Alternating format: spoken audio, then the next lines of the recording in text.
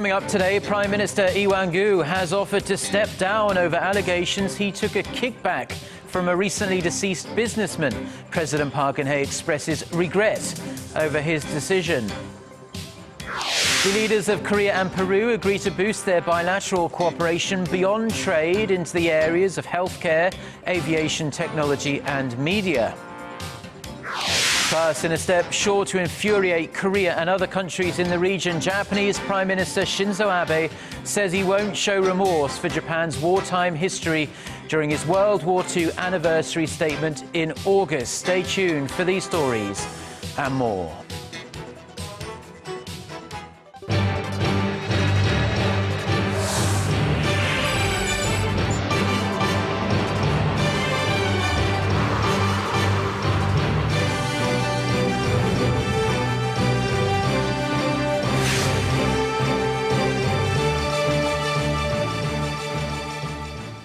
Hello, it's noon on Tuesday, the 21st of April. You're tuned in to our midday newscast here on Arirang TV. Thanks for joining us. I'm Mark Broome.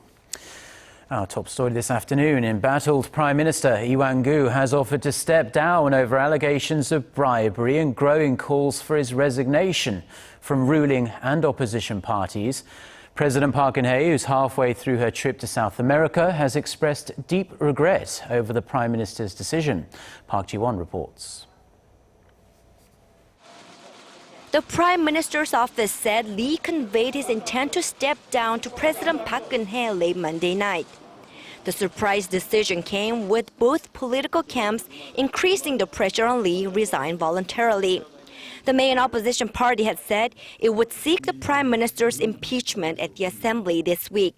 On Monday, some senior ruling Centre Party lawmakers also called for Lee to vacate the position.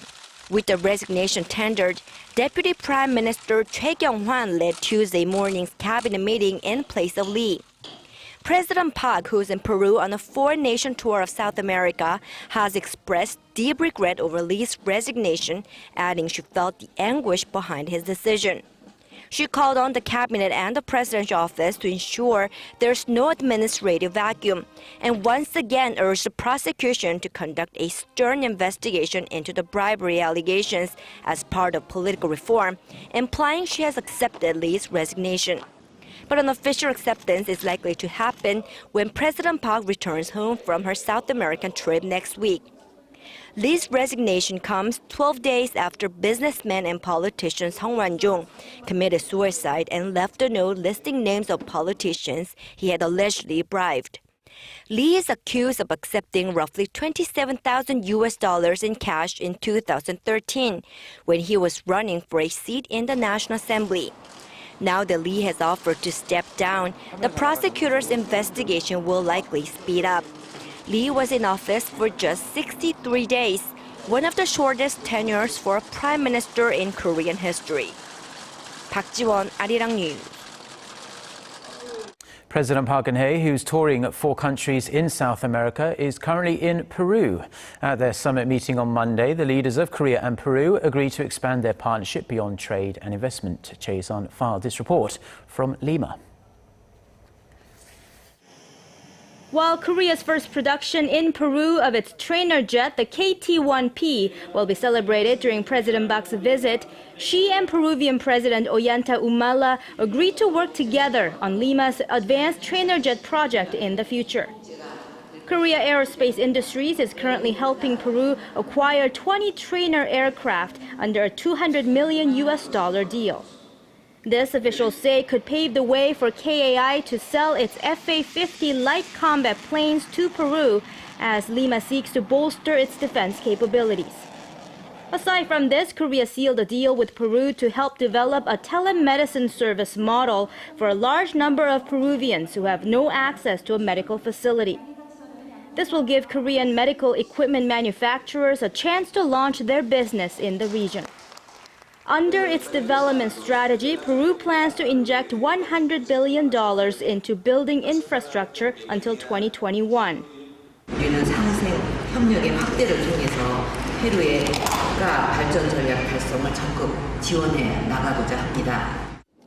deal signed Monday will take Korea a step closer to win development projects for Lima's water management and electricity distribution systems worth as much as $4 billion.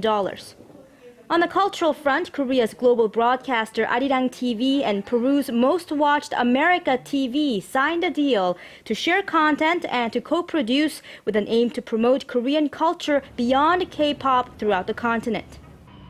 In a display of highest respect for each other, President Park conferred Korea's Grand Order of Mugunghwa to President Humala, who in turn gave Park Peru's top Grand Collar, usually awarded to the country's independence patriots. President Park will depart for Chile, the third leg of her South America tour, on Tuesday. Choi Yu-sun, Arirang News, Lima. South Korea's Defense Ministry has unveiled its blueprint for the next 5 years. More funds have been allocated to building 2 key air defense components aimed at deterring North Korean missile threats. Na Hyung-kyung has more. $214 billion. That's about how much South Korea is planning to inject into its defense budget from 2016 to 2020 to beef up its military. This is according to South Korea's Defense Ministry, which unveiled its 5-year defense plan on Monday. $143 billion will be used for administrative expenses, such as troop salary increases and strengthening the military as a whole, for example, by bolstering its cyber warfare capabilities. The rest will go toward enhancing the nation's defense capabilities. We allocated the money based on the key components for deterring North Korea's provocations, kill chain and Korea air missile defense, and on strengthening the military's capabilities in war. Kill chain uses multi-purpose satellites, unmanned aircraft, and missiles to find and destroy targets, while KAMD utilizes Patriot interceptors and surface-to-air missiles. Roughly $8 billion will go toward building the 2 systems. That's more than $500 million more than what was allocated in the previous 5-year plan put forward last year. The budget increase comes as North Korea is believed to have made significant progress on miniaturizing a nuclear weapon and as its ballistic missiles continue to pose a threat. With the 2 systems, South Korea aims to gain the capability to find and destroy North Korea's mobile missiles launchers in 30 minutes. However, many experts point out that South Korea will continue to be under threat until the mid-2020s, as that's when the 2 systems are expected to be ready for deployment. They say until then, Seoul will need to bridge the gap in its missile defense capability. Na Hyun-kyung, Arirang News. A North Korean patrol ship crossed over the de facto inter-Korean maritime border early Tuesday morning after suffering an engine malfunction. South Korea's Joint Chiefs of Staff says the ship drifted to the southern side of the so-called Northern Limit Line, or NLL, at around 2:40 a.m. Korea time. The North notified the South Korean military that the ship was having some trouble. With the South closely monitoring the proceedings, the ship was towed back across the NLL by another North Korean vessel. Officials say the situation is now resolved and there was no exchange of fire. Japanese Prime Minister Shinzo Abe has indicated that he won't show any remorse for Japan's wartime atrocities in his war anniversary statement in August.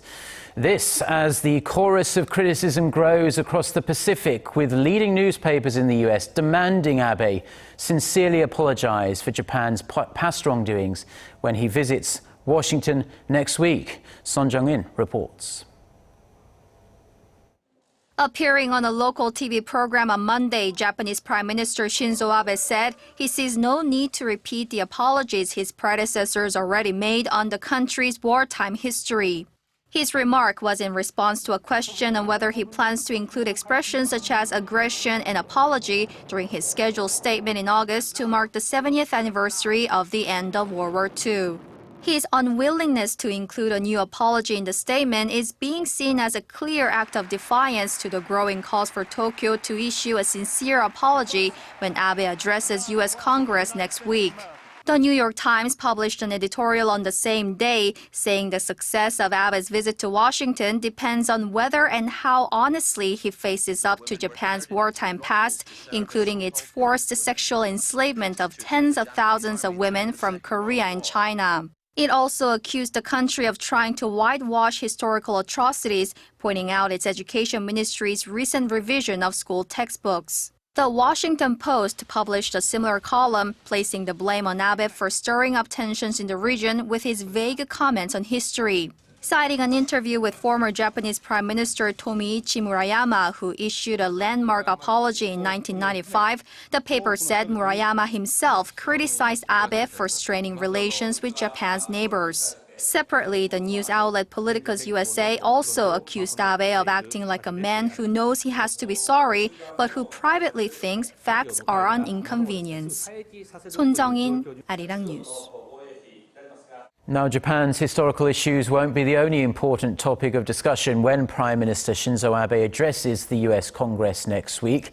Economic concerns are expected to claim part of the spotlight, at least, with the focus on a major Asia-Pacific free trade agreement. Gwon-swa reports. Closer to an agreement on the Trans-Pacific Partnership, or TPP. That's what Japanese Prime Minister Shinzo Abe is saying about Tokyo and Washington's status on the 12-country Free Trade Pact, one of the main goals of President Barack Obama's trade agenda. Abe's statement follows two-day marathon meetings between Washington's trade representative and Tokyo's economic and fiscal policy minister.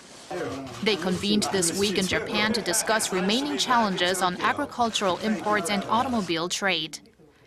Abe told the Wall Street Journal on Monday that gaps have been significantly narrowed, but he's looking for more progress when he visits the U.S. next week. In regards to summit talks with President Obama slated for April 28, where the TPP will be a key agenda, Abe said he has high hopes but acknowledged there are still hurdles.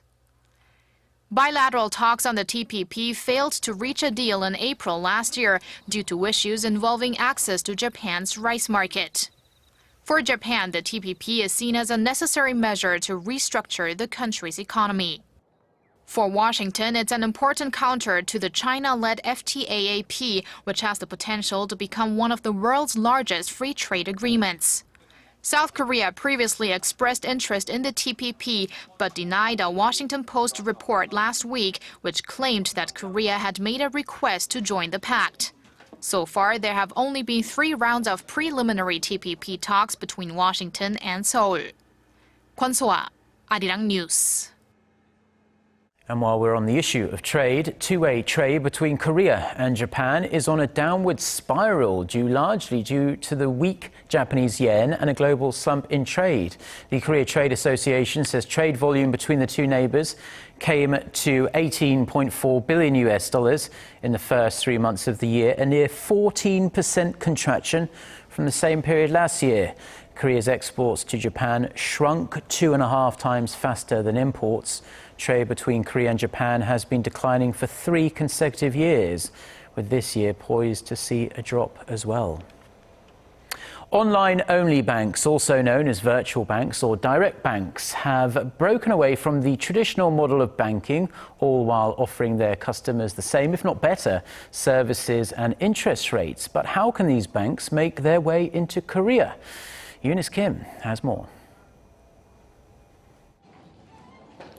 Checking your balance, making transfers, taking care of banking errands in person has become a thing of the past, thanks to the convenience of online and phone banking. And there could soon be the option of doing all banking-related business virtually, thanks to a planned introduction of internet-based banks this year. A commercial for an overseas online-only bank. The husband takes care of the chores his wife left him, all within the comfort of his couch, since he's hooked up to the web. One of the merits of such a system would be lower fees, as there would be no need for operating or payroll costs tied to a brick-and-mortar bank. Internet-based banks have been around in the U.S., Europe, and Japan since the 90s. In Korea, attempts to establish them in 2002 and 2008 were blocked, never making it through the National Assembly due to unresolved issues. We need to realign institutions and practices that have made change impossible. We also need to re-examine regulations that have kept bank capital and industrial capital separate. Relaxing such rules, as well as those that require in-person identity authentication, are just some of the tasks that still need to be ironed out. It just takes one irresponsible finance company to destroy any trust in the industry as a whole. Also left to consider, how can the virtual banks be structured so that they make money and so that they don't become personal coffers of conglomerates? All questions that must be addressed before the banks of tomorrow are to arrive today. Eunice Kim, Arirang News.